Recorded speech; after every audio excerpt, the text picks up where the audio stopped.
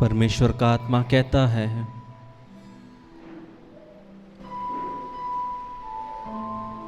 जिस तरह एक मुर्गी अपने बच्चों को संभाल के रखती है, उसी तरह पिछले साल मैंने तुम्हें संभाल के रखा। आज तुम में से कुछ लोग यहाँ पे उपस्थित नहीं रहते थे,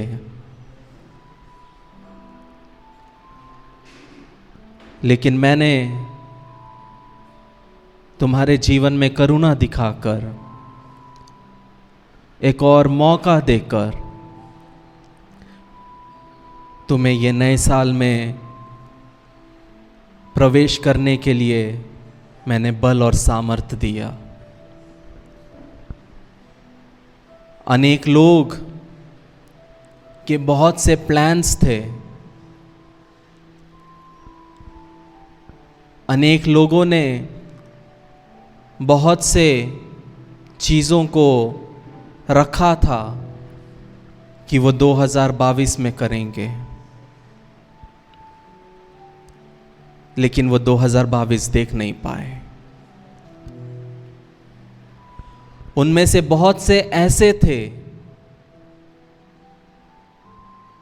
जो अगले साल मन फिराना चाहते थे, जो अगले साल मेरे साथ में एक संबंध बनाना चाहते थे, जो अगले साल एक पवित्र जीवन जीने की सोच रहे थे, लेकिन वो ये साल देख नहीं पाए। लेकिन मैंने तुम्हें जीवितों के बीच में रखा है, एक गवाही के रूप में, क्योंकि एक अद्भुत कार्य और एक अद्भुत योजना तुम्हारे जीवन में मैंने रखा है। तुम सोचते होंगे मैं क्या कर सकता हूं, क्या कर सकती हूं, लेकिन याद रखो, अपने बल पर तुम कुछ नहीं कर सकते, लेकिन याद रखो जो तुम में है वो इस पृथ्वी में दुनिया से बढ़कर है। और जब तुम मुझ में बने रहोगे और जब तुम मेरे अनुसार चलोगे और जब तुम मेरे बताए हुए रास्ते पे बढ़ोगे,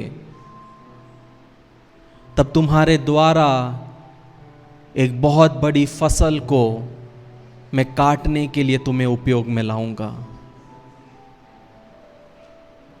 जो तुम आज देख रहे हो वो ये साल के एंडिंग में नहीं देखने पाओगे, लेकिन अपने जीवन में, अपने परिवार में, अपनी कलीसिया में तुम एक बढ़ोतरी को देखने पाओगे। तुम्हारे आत्मिक जीवन में, तुम्हारे शारीरिक जीवन में, हर एक एरियाज में तुम एक बढ़ोतरी को देखोगे। लेकिन याद रहे, ये बढ़ोतरी वही देखेगा जो मेरे साथ चलेगा, जो मेरे साथ उठेगा, जो मेरे साथ बैठेगा, जो मेरे अनुसार बोलेगा, जो मेरी आवाज़ को सुनेगा, जो मेरी आवाज़ को सुन के उस पर प्रबल करेगा और उसको अपने जीवन में लागू करेगा। वही व्यक्ति ये साल के एंडिंग के पहले अनेक आश्चर्य कर्मों को देखेगा।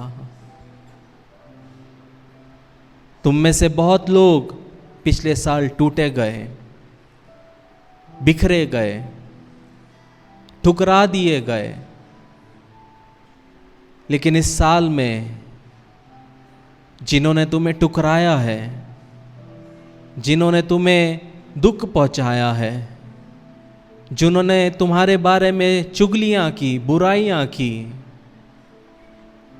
उन्हीं के द्वारा मैं तुम्हारी प्रशंसा कराऊंगा।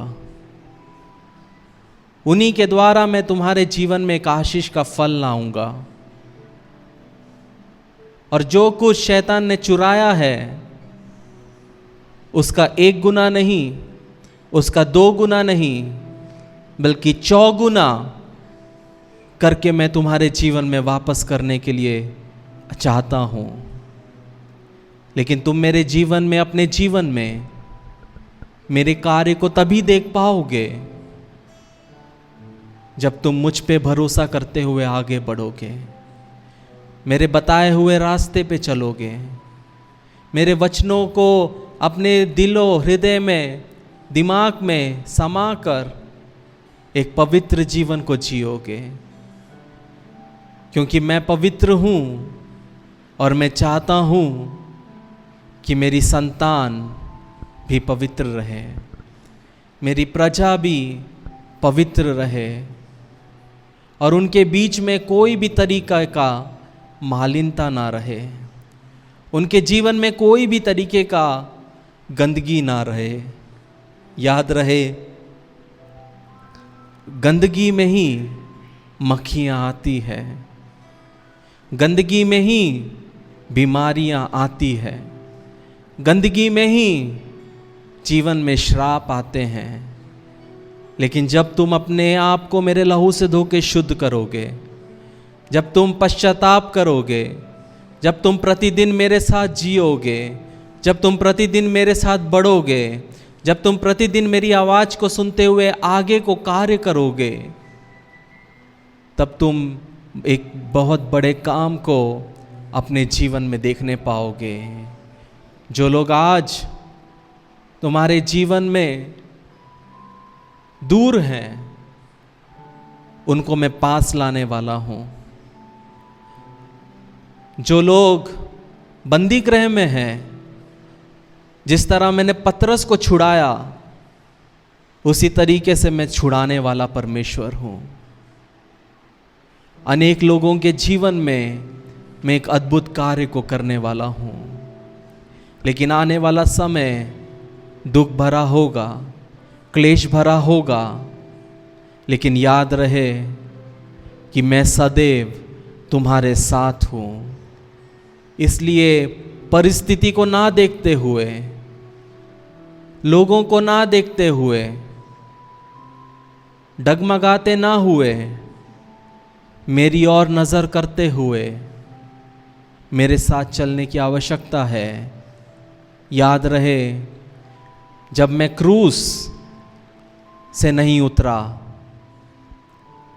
तो यहाँ पे भी मैं तुम्हें, इस साल में भी तुम्हें नहीं छोड़ूंगा, ऐसा परमेश्वर का आत्मा कहता है।